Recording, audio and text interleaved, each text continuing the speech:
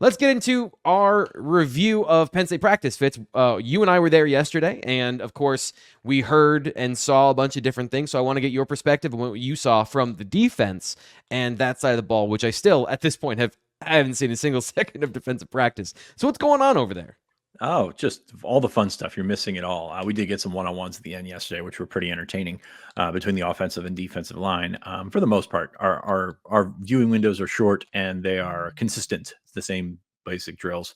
I will say, Finn at linebacker is still a theme here. Tamir Robinson got hurt in the West Virginia game. We did not see him on Wednesday night at practice. That's an interesting one. Maybe bumps up an Anthony Specca to get some time this week. And I think one of the subplots this weekend, and you never take an opponent lightly, but you think about Khalil Dinkins, you think about Caden Saunders, you think about Tamir Robinson, these guys, where maybe an extra week gets you to the bye, which gives you an extra week on top of that to get healthy. So I'm very curious how the medical staff is handling things with those guys, because, as we saw last week, Caden was out there. He played. Liam Clifford also, he had 21 snaps last week. So, obviously limited to what the expectations were. So get these guys back on track, get these guys healthy. No severity on the Robinson injury. We saw him in the tunnel after the game on Saturday. He looked okay. There's nothing noticeable that really jumped out, but definitely at linebacker, that's one we continue to watch.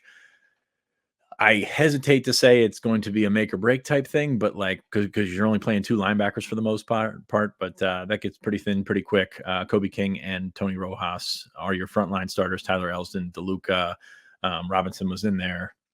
Anthony Speck as well. So it's not the deepest spot on the team. So that's pretty much what we're watching on the defensive side.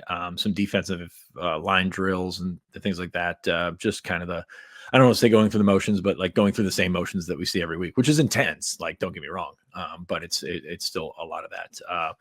Ty Blanding out there with the travel squad. Did not see Xavier Gilliam there as we did last week. Max Granville with the traveling squad, and capped it off by Abdul Carter and Anthony Dunk. I think that's becoming the new Chop versus Olu, in one-on-ones, because that was quite entertaining.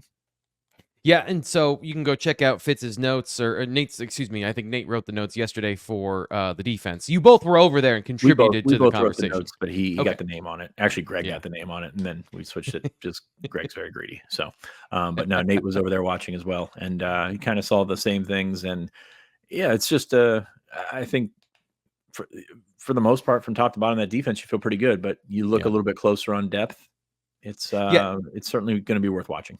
The linebackers, my analysis coming out of the last game was I don't know that they played particularly well. And then you got some depth issues there. That is something that I think, I don't know if this game or whenever, they have plenty of time to recover from that. And the defense typically, I want to say, starts slow traditionally from a run defense perspective, where they're not bad, but they're not the best they're going to be. As the season wore on, the last two seasons under Manny Diaz, especially the linebackers got really, really good at their run keys. So I guess, the depth and the linebacker in general, that might be something that's interesting to follow throughout the season. Offensively, things didn't change, but it was a better picture on that side of the ball. Quentin Martin, as you can see here, he was in his number 25. We're tracking what young players might be playing this week.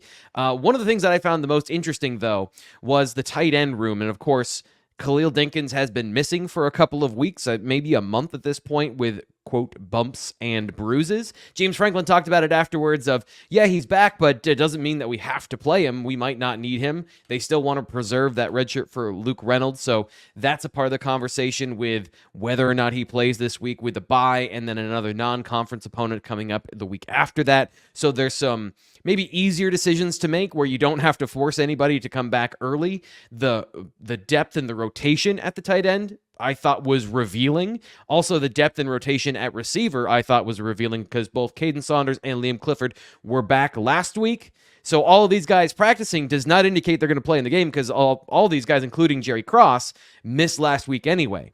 But there were some signs on offense that things were more back to normal. So again, check out the site for some of the insight on how those positions worked out, from who's playing where, what the depth chart looked like from where they were going through their lines. And then speaking of the offensive line, Fitz, how interested are you in Chimdi Ono? Because I think there's a chance we're going to see him this weekend based on what we just talked about of guys going through the line, who's wearing their numbers. Is he a guy that intrigues you at that guard position? I think so. And he has been playing more guard this year, which is he started out, I think, a right tackle, and then they bumped him in to left guard, I believe it was. At least that's the last of my notes. Yeah, very intriguing. You take a look at what he is as a prospect, and I don't think any of us expected him to be ready to go in 2024. But you look beyond that. He's got a big body, moves fairly well, strong kid, moves fairly well. But there's a long way to go. I think on the on-field skill set, challenges of blocking a human in front of you. It's not easy, but he's pretty raw. So I am intrigued by that. I'm intrigued by a lot of the younger guys. Just how do they fit in, and how big is that jump to where they need to be? We talked about this on BlueWhiteIllustrated.com, mainly about the receivers. It's like, what does being consistent mean? And it's not necessarily like, every day you catch the same amount of balls, every day you run the same routes. It's hitting those plays. Excuse me, sorry about that. It's hitting those plays and then coming back and just not missing them. Like that's the biggest thing with some of those guys is, hey, they're talented football players out here. They can make big catches. They can go up and over the top. You come right back and you drop a pass. Like that is the stuff that's going to weigh on you. That was a big Malik McLean thing. Like he was a really talented dude, really athletic dude, but could you string together 3 catches in a row? That was the big question here. So when you're looking at Tyler Johnson, when you're looking at Anthony Ivy, the guys that we expect to see this weekend a little bit more, that's the thing that comes in. And it's just, I think Penn State fans are so jaded with the receiver room because it was so bad at the end of last year and how bad it is. But, you also don't realize how much better and how much more consistent the guys at the top of the lineup, even if it's not the best performing unit, are than the guys that are 6, 7, 8. Yeah, and something, just one of the notes that I'll share here on the show that I've noticed over time is applying the coaching that you're getting and having that be consistent as well. Those little techniques, the tips that the coaches are giving you, you can go through the drill 100 times, but if you don't then apply it in other situations, it doesn't really matter. And Amari Evans has looked better and better each week. So I'm noticing, I think you maybe saw him briefly there on the highlights where he ran a super crisp route. And not only that, like watching and trying to observe and learn myself what they're trying to do from a technique perspective, he did the technique correctly, efficiently, and was explosive when he ran through the route. So that's a good sign. Obviously, it's different when there's a defensive back trying to grab you and harass you throughout the route, but it is something that I thought is good to see, that progress and development from a guy who has all the talent in the world from an athletic standpoint. Mech Engineer says here in the chat. Sorry, go ahead. Sorry. It's the jugs machine argument from earlier this year with Julian Fleming. It's not that Penn State's receivers weren't using the jugs machine. It's how do you do that in a manner that emulates what you're going to see in the game? And how does that translate into what you can put into the game, put into practice and then put in the game? Like that is the thing that you keep going back to with these guys that are 5, 6, 7, 8 is how do you train yourself when you're not taking game reps, when you're not taking first and second team reps, how do you train yourself to get to that level? And I think that that's the big thing that you keep going back to when you talk consistency with these receivers. Yeah, Mech Engineer says here in the chat, the other thing, haven't seen Ethan Grunkmeyer in the practice highlights. There's actually, just because they're 2.5 minutes long and I didn't play all of them, he's in there. He's wearing a scout team number, as Fitz said in the chat. He looks good. I do think that there's an opportunity for him to play this weekend because he's a guy that all the conversation around him is he has been impressive. He's been impressive from high school onward, and I'm excited to see if he does get into the game this weekend as well because he looks good.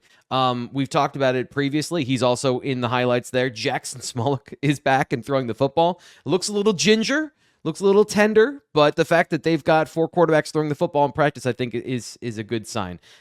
Means nothing for the 2024 season, I don't think, but it's good to see all of that going. Yeah, you think about it, Penn State's got 4 healthy quarterbacks right now. So you need somebody to run the scout team, probably somebody beyond Jack Lambert to run the scout team.